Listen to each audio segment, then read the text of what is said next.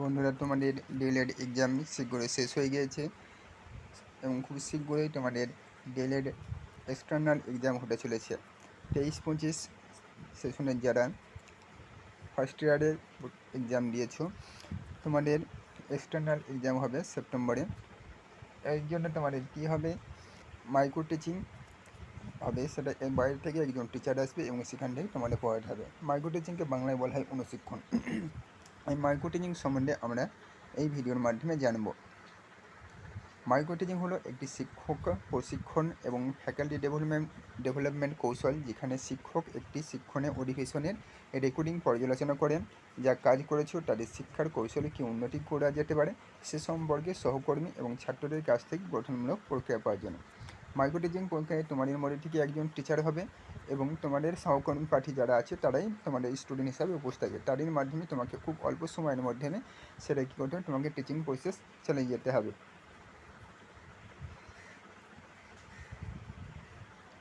Micro teaching বা অনুশিক্ষণ, একে আরেকটি নাম হচ্ছে pre internship process based teaching learning skill enhancement program. তোমরা এই নাম থেকে মনে রাখতে পারো। অনেক সময় এক্সটার্নাল যে আসে তিনি ধরতেও পারেন, মৌখিক যেটিকে কোনো কোশ্চেন ধরে সেক্ষেত্রে আসার সম্ভাবনা থাকে। তোমরা এমনি মনে রাখবে, মাইক্রো শিক্ষণ বাংলায় বলা হয় অনুশিক্ষণ। এই মাইক্রো শিক্ষণ বা অনুশিক্ষণ টোটাল মার্কস রয়েছে কত, 50। একটা হচ্ছে ইন্টারনাল মার্কস আর একটা এক্সটার্নাল মার্কস। ইন্টারনালটা তোমাদের কলেজ হাটে থাকে, তোমাদের কলেজে ইতিমধ্যে দেওয়া হয়ে গেছে নিশ্চয়ই সকলে। আর এক্সটার্নালটা হচ্ছে যখন বাইরে থেকে যে টিচার আসবেন তিনি তার হাতে 50 নম্বর থাকবে। টোটাল হচ্ছে 50 মার্কসের, 100 মার্কসের থাকে। এবার এক্সটার্নালের জন্য যে মাইক্রো টিচিং বা অনুশিক্ষণ করবে তার জন্য কী হচ্ছে, 5টা স্কিল থাকে। এই 5টা স্কিল কী কী? 1 নম্বর হচ্ছে সমন্বয় সাধন দক্ষতা, 2 নম্বর হচ্ছে শিশুকেন্দ্রিক শিখন পরিচালন দক্ষতা, 3 নম্বর শিক্ষার্থীকে প্রশ্ন করতে উৎসাহী করার দক্ষতা, 4 নম্বর শিক্ষার্থীর পর্যবেক্ষণ করার ক্ষমতা বিকাশের স্তর, আর লাস্ট 5 নম্বর হচ্ছে শিখন পরিস্থিতির সঙ্গে কৃতকলা শিল্পের সংযোগ সাধন দক্ষতা। এই 5টি স্কিলের মধ্যে তোমরা যে কোনো 2টি চুজ করবে এবং সেক্ষেত্রে তোমরা 4টে সাবজেক্ট থেকে 2টি সাবজেক্ট বেছে নেবে। 4টে সাবজেক্ট কী কী থাকে, বাংলা, ইংলিশ, ইভিএস আর ম্যাথ। এর মধ্যে বাংলা আর ইংলিশ থেকে একটা চুজ করবে, বাংলা ইংলিশ থেকে একটা চুজ করবে, আর ইভিএস আর ম্যাথের ক্ষেত্রে একটা চুজ করবে। অর্থাৎ আর্টস থেকে একটা চুজ করবে আর একটা সায়েন্স গ্রুপ থেকে চুজ করবে। লেসন প্ল্যান যে খাতা করবে, সেই লেসন প্ল্যান কপিটা কীভাবে করবে, লেসন প্ল্যানে তোমার 5টা স্কিল রয়েছে, 4টে সাবজেক্ট রয়েছে।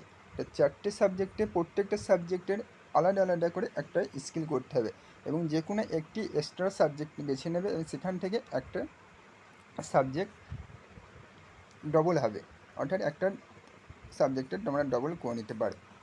অর্থাৎ 4টে সাবজেক্টের জন্য 4টে আলাদা স্কিল এবং ফের ওই 4টের থেকে যে কোনো একটা সাবজেক্ট বেছে নিয়ে এটিকে আরেকটা স্কিল করবে, মোট 5টা স্কিল করতে হবে। এবার তোমরা যখন অনুশিক্ষণ বা মাইক্রো টিচিং কলেজে দিতে যাবে সেই সময় তোমাদের কী কী নিয়ে যেতে হবে। 1 নম্বর লেসন প্ল্যান কপি, অর্থাৎ যে খাতা রেডি করবে সেটা। 2 নম্বর চার্ট, 2টি চার্ট, 2টি মডেল, প্রত্যেকটা সাবজেক্টের জন্য মডেল এবং চার্ট রেডি করতে হবে। খাতা তোমরা কীভাবে করতে পারো, তোমাদের কলেজ থেকে যে ইনফরমেশান দিয়ে থাকবে সেই গাইডলাইনে মানতে পারো।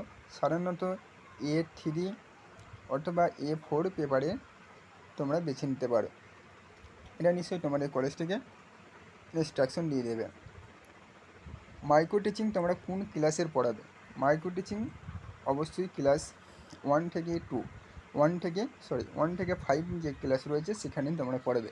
এবং তোমরা 2টো স্কিল বেছে নেবে, 2টো স্কিলে 2টো সাবজেক্টে বেছে নেবে, সে ডিফারেন্ট সাবজেক্ট হবে এবং ডিফারেন্ট ক্লাস হবে, 2টো আলাদা ক্লাস বেছে নেবে। মাইক্রো টিচিংয়ের জন্য তোমরা দেখতে পারো যে সাবজেক্ট সেটা হচ্ছে